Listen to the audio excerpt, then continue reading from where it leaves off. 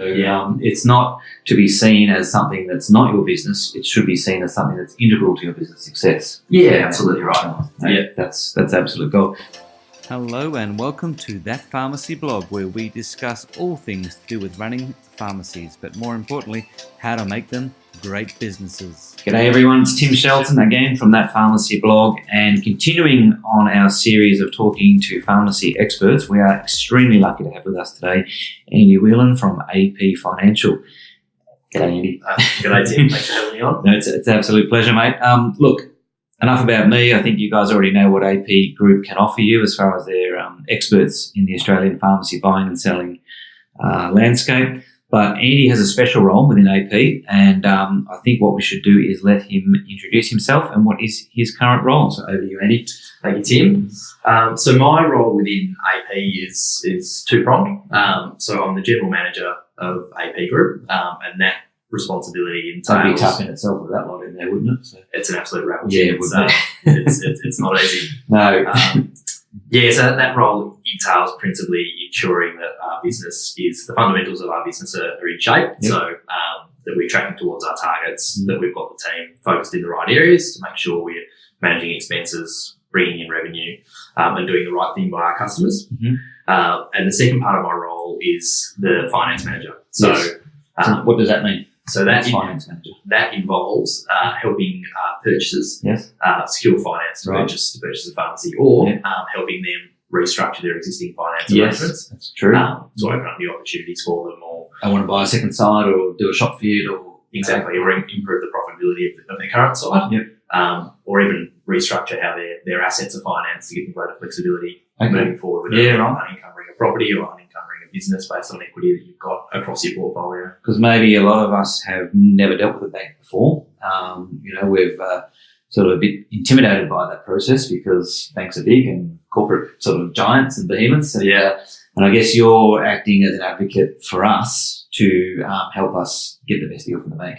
Would that be right? Yeah, that's exactly right. So what we're able to offer as AP Group is we've got relationships with all of the major lenders and also a host of small lenders. And each of those things, so not even just the big banks, but the little ones too. Yeah, absolutely. Yeah, absolutely. And they provide an important option for many customers. Mm-hmm.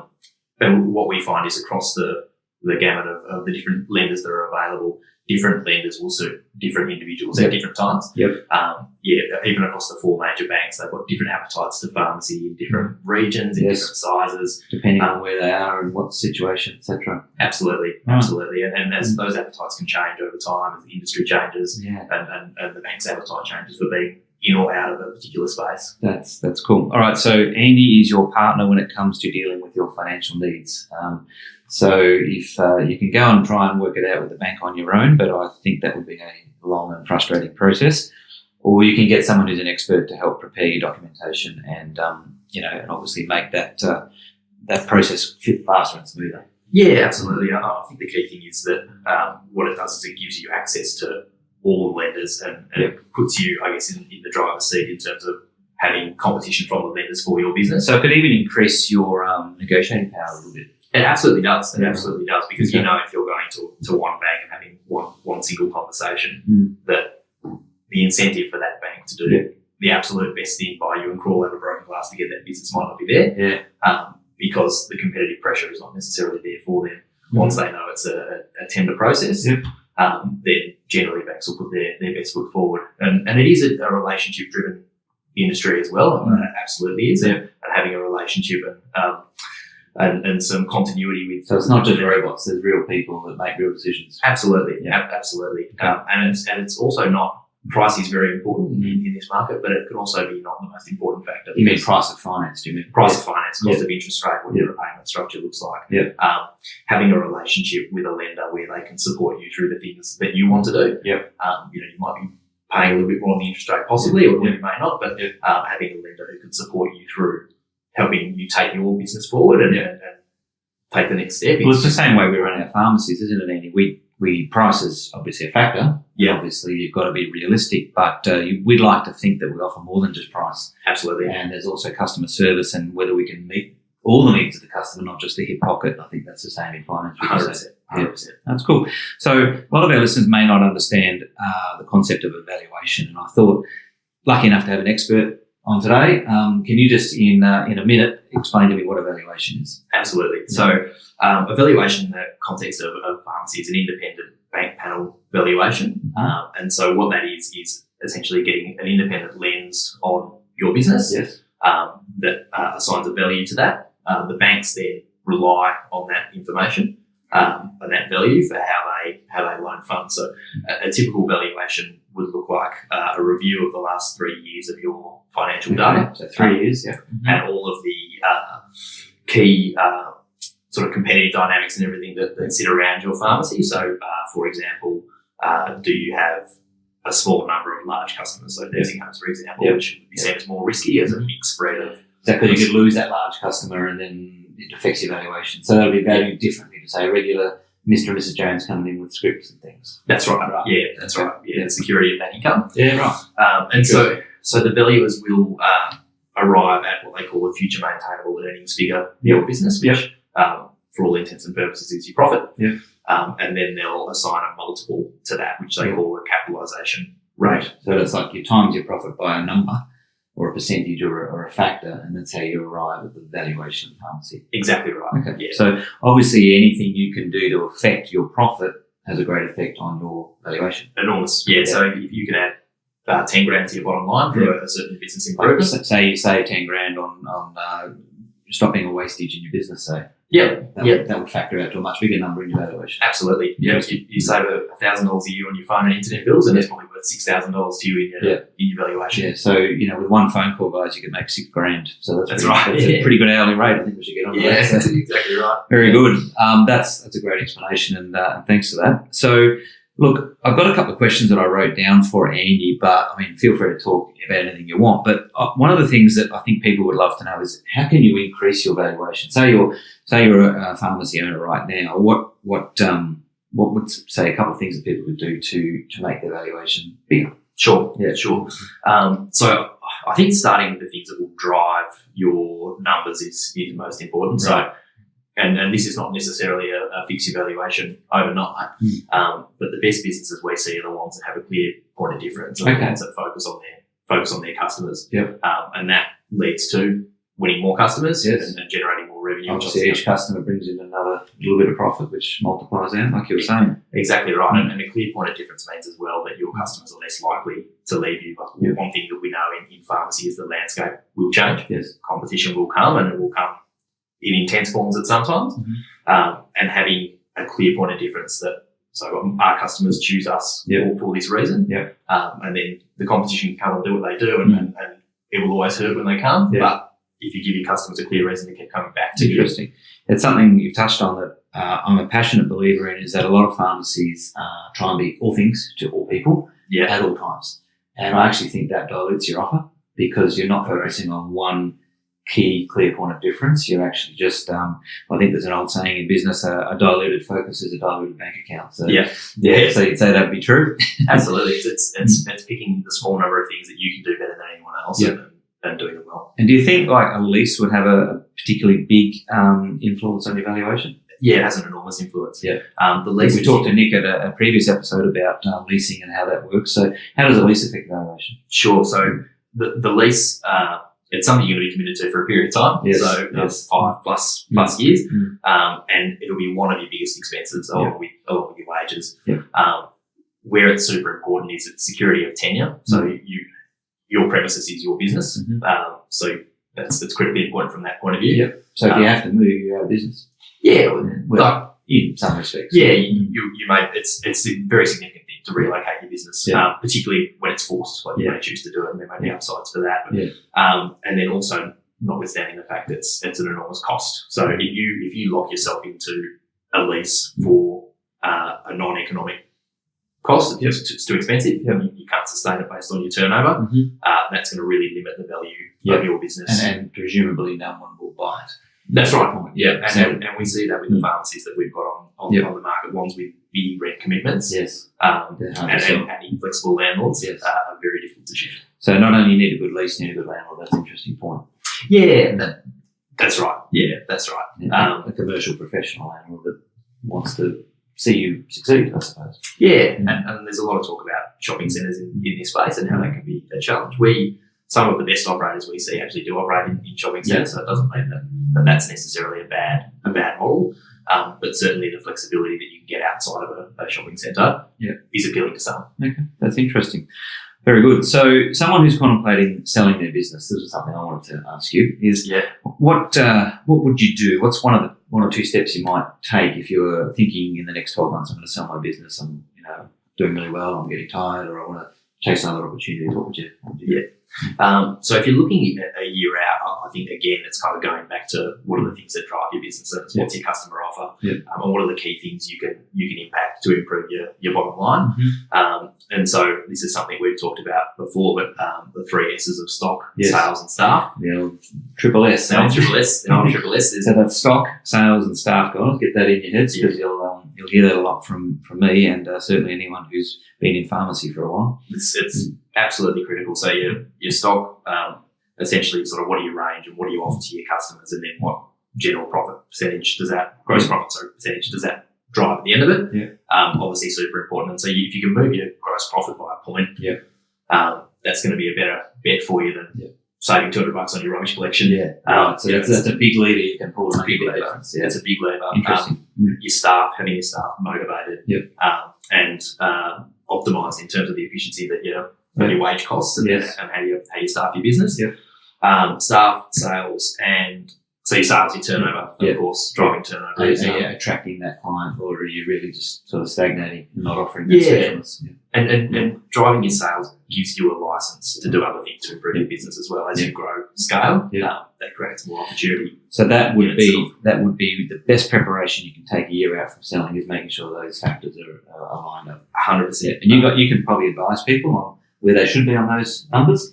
We see a lot of P&L, so we get a pretty good sense for what the good operators in the market are doing.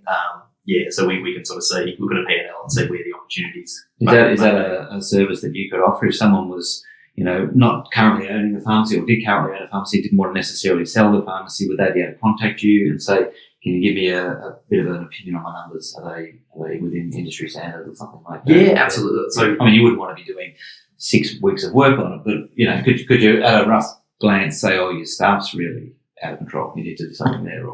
And to be fair, every business that comes up for sale, the conversation starts there, generally. You sort of go to those, let's review the P&L and let's look at what the business looks like, and what we can do to maximise the value of it. Okay. That's cool. And I think when you get into the actual sale process, and you're actually got your business listed on the market, or you're preparing to get listed on the market, I think a clean sales narrative is crucial. What does that mean? So let's talk about your business and why it's a great business for someone to buy. So having that in your mind set so that you can articulate why it is a great business. Yeah, that's right. Who's likely to buy it, and why is it a good business to buy? What are the strengths for your business, and then communicating it to the right audience in a secure way, as widely as possible. So probably not a good response if someone says, why are you selling? Because I'm tired and I hate the place. It's probably not what you'd be looking to do. You've got to come up with a nicer story. That's good advice. Thank you, Andy. All right, so switch it now. I'm contemplating buying a pharmacy. What would I want to be starting to think about? Because I think a lot of people are in this space. They've been out of uni a few years, and they've done a few years of working, maybe managing a business or two, and they're like, hey, I want to get in on this. What do I do? Yeah. What's some of the things that you wish people would do before they got into it? So I think that the right grounding is understanding what you can afford, so understanding your financial situation and what's realistic for you. Yeah. I think then it's looking at what kind of business could you be a success in, how can you add value. So are you a big shopping centre owner, or are you a more medical centre guy, or what's your niche? What's your skill set? Absolutely. Yeah, right. And again, going into the business, I think it's about having your clear plan for how you're going to run the business and how you can maximise business plan. A business plan. Probably not something that us pharmacists are very good at doing, is a business plan. Sometimes not. Yeah. And then how you're going to focus on the big things within that business plan. So again, the stock, sales and staff, and then your point of difference of why customers should choose your pharmacy to come and shop. And I think as well, having a plan B is crucial. Okay. So things change. That's guaranteed. The landscape will be different when you day one compared to day 60. And so don't be so fixated and locked on one course of action only. Be a little bit flexible. 100%. And I guess your plan B needs to be something that can be enacted as well. So if your plan B is, well, I'll renegotiate my lease, well, that might not be the best plan B because it could be midterm. And that's not, you're not in a strong negotiating position. So exactly right. Again, and we keep coming up with this thing, guys, you've got to have strong support and professional advice every step of the way. Try and do it all on your own. You may save a few bucks in fees, but you'll end up costing yourself tens and tens of thousands of dollars. So that's a common thing. Something that I have experienced in my own life. I've definitely tried to skimp from time to time and paid the price. So I would strongly advise everyone to not go that way. That's good. Would you buy a pharmacy? I think pharmacy is a good opportunity for the right operator and the right business. I think the fact that it's a subscription business creates amazing opportunity. What does a subscription business mean? What does that mean? So a subscription business is where you get repeat income from the same customer. So, for example, a broadband business is a subscription business. Insurance is a subscription business. So something that's like a recurring monthly income. Yeah, that's not a one, like maybe a car dealership's not a subscription business. No, because it tends to be a one purchase and don't see them for 5-10 years, perhaps. Correct. Right. And if you look across the retail landscape, subscription businesses are rare. Yeah. And a pharmacy where you get that repeat business as people come back to get their scripts. Yeah. You've obviously got a whole suite of other products and services that you... That's a really interesting point. So pharmacy, we touched on it earlier with valuation. There's a multiple for selling and buying a pharmacy. It's, net profit times a certain factor. Yeah. That tends to be higher in pharmacy than other kinds of retail business. Is that because it's a subscription business? Absolutely, yeah. Right. There's that, and also the fact that the regulatory environment affords some protection. Strongly regulated, But yeah, absolutely. The fact that people have to come back and get their medicine is so it's a repeatable income that purchasers like and banks like and supports that higher valuation. That's right. Okay, very good. Let's talk about the future. What do you see on the horizon for pharmacy ownership and the market in general? Look, my view is a bit of a broad question. Sorry. Yeah. No, that's all right. My view is that it will, in terms of values of pharmacy, is that it will remain buoyant. There's some underpinning factors in the market that will keep it strong. So there's some big sort of corporate types who are active in the market and driving demand and growing. Mm-hmm. There's generally there's more buyers still than sellers, and so therefore it's keeping prices. Yeah, particularly for the right business, and there's still a large number of pharmacology graduates who come out of study, and they'll either look to find their way into business ownership, or the actual, I guess, wage for a managing pharmacist is a little bit limiting when you look across for what's a highly skilled profession. Yeah, a little bit limiting for when you look at different income sources across the job market, and so that incentivises getting into business ownership. Yeah, so you've got a high number of graduates coming out. You've got a limited number of pharmacies that are protected by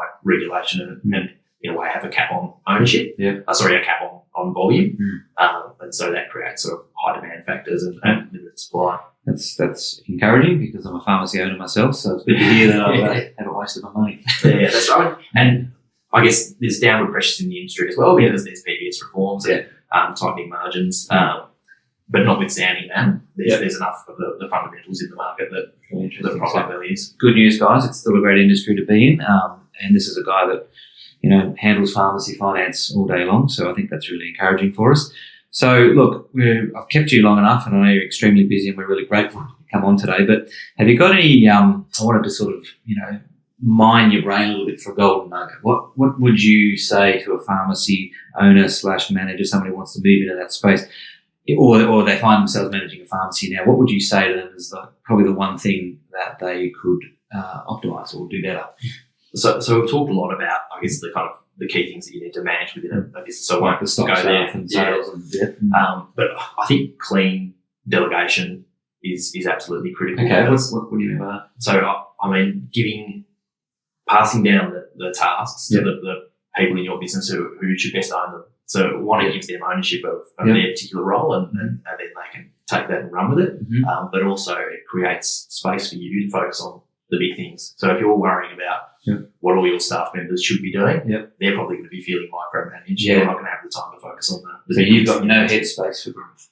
Absolutely right. And would you say that the best operators, and you see a lot of pharmacies all day long, you're in a unique position to be able to see a broad range of ownership styles. You'd say the best operators are those that can delegate. 100%. Interesting. You want your team to be healthily full, so they're challenged and busy and engaged, and then for you to have enough space to focus on the things that you need to be focused on to drive your business. So guys, if you're not good at delegating, and look, we come out of uni, we're scientists, we're typically not great at delegation, it's probably time to go and upskill yourselves. So maybe go and read a book on delegation, or do a YouTube course, or in some way become a bit better at delegation. And you've heard it from the finance guy's mouth, it's going to help your bottom line as well as your life. So that's pretty golden stuff there.